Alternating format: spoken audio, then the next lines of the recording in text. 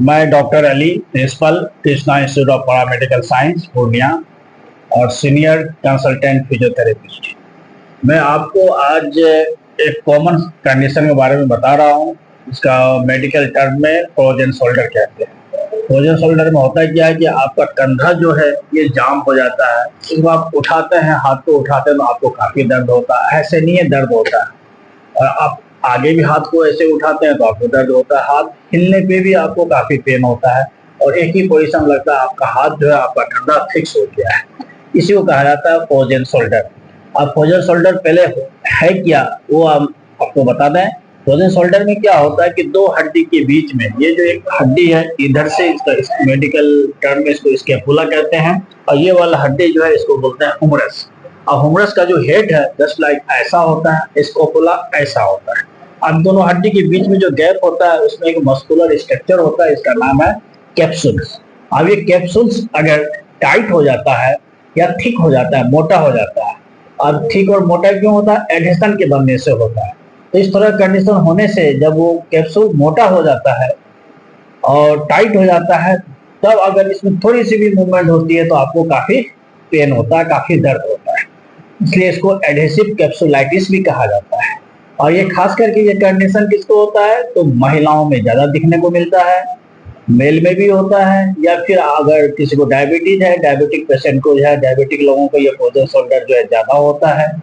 और अगर आपको कभी कंधे में चोट लग गया है या आपका कहीं फ्रैक्चर हुआ था और आपका हाथ जो है बहुत दिनों तक आपके हाथों में जो है प्लास्टर लगा हुआ है, काफी दिनों तक हाथ जो है आपका इमोबिलाइज है, एक ही पोजीशन में है, या सीलिंग आपने टांग के रखा है, तो महीना दिन से 15 दिन, एक महीना से ज्यादा आपका हाथ जो है इमोबिलाइज कंडीशन में है, तो उससे भी ये फ्रोजन शोल्डर हो सकता है।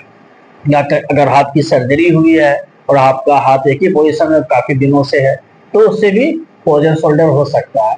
तो अगर ये फ्रोजन शोल्डर हो जाता है तो इसका जो है ट्रीटमेंट भी आसान है।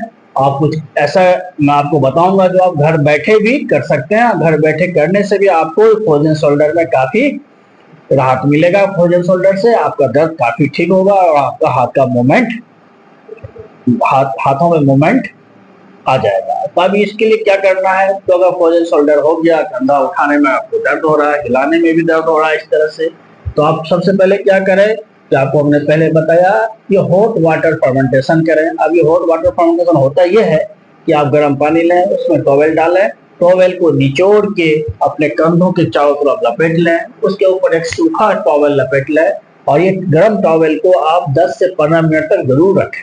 जब ये आप ऊपर रखेंगे कंधों पे तो आपको जो है पेन में कमी होगा, पेन रिड्यूस होगा और मसल्स में जो है फ्लेक्सिबिलिटी भी बढ़ेगी। जब आप ये हॉट वाटर फर्मेंटेशन कर लेंगे तो उसके बाद कुछ एक्सरसाइज करें। अब एक्सरसाइज कैसे करें मैं आपको करके दिखाता हूँ ताकि आपके लिए समझना इजी हो जाएगा। सबसे पहली बात, पहले करना क्या है कि अपने इस कंधे को मोबिलाइज करना है। अपने हाथ को ऐसे रखना है और इस शोल्डर को गोल गोल इस तरह से आगे, नीचे, पीछे, फिर ऊपर इस तरह से मूव करना है।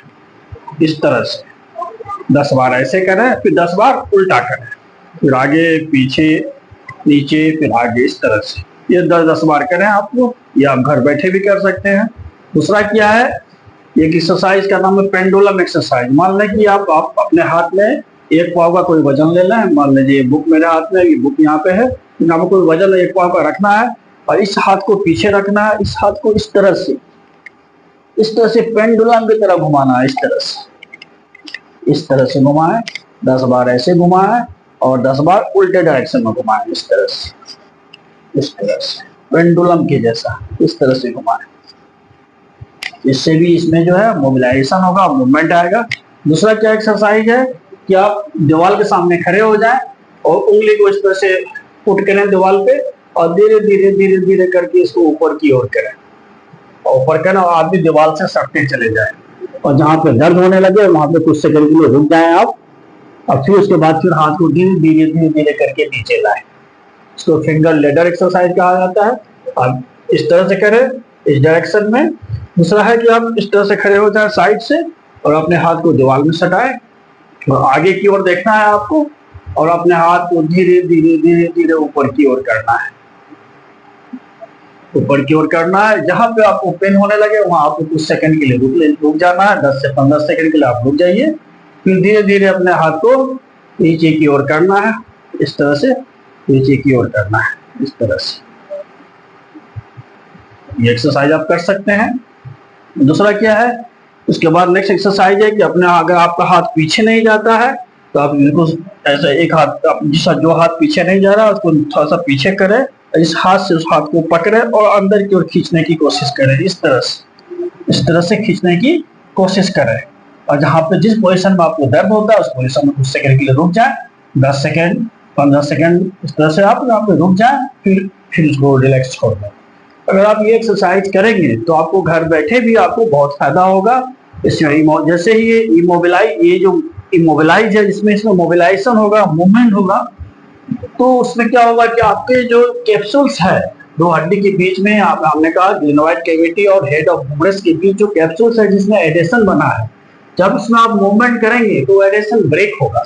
और ब्रेक होने से जो मूवमेंट आपका नहीं हो रहा है वो मूवमेंट फिर से आ जाएगा, मूवमेंट होने लगेगा। जैसे ही आपके हाथ में पूरा मूवमेंट आ जाएगा, फुल रेंज आ जाएगा मूवमेंट का, आपका हाथ आगे और साइड से या पीछे का उठने लगेगा, पूरा मूवमेंट जैसे ही हाथ में आ जाएगा तो वैसे ही आपका दर्द बिल्कुल ही ठीक हो जाएगा। तो घर बैठे भी एक्सरसाइज आप कर सकते हैं।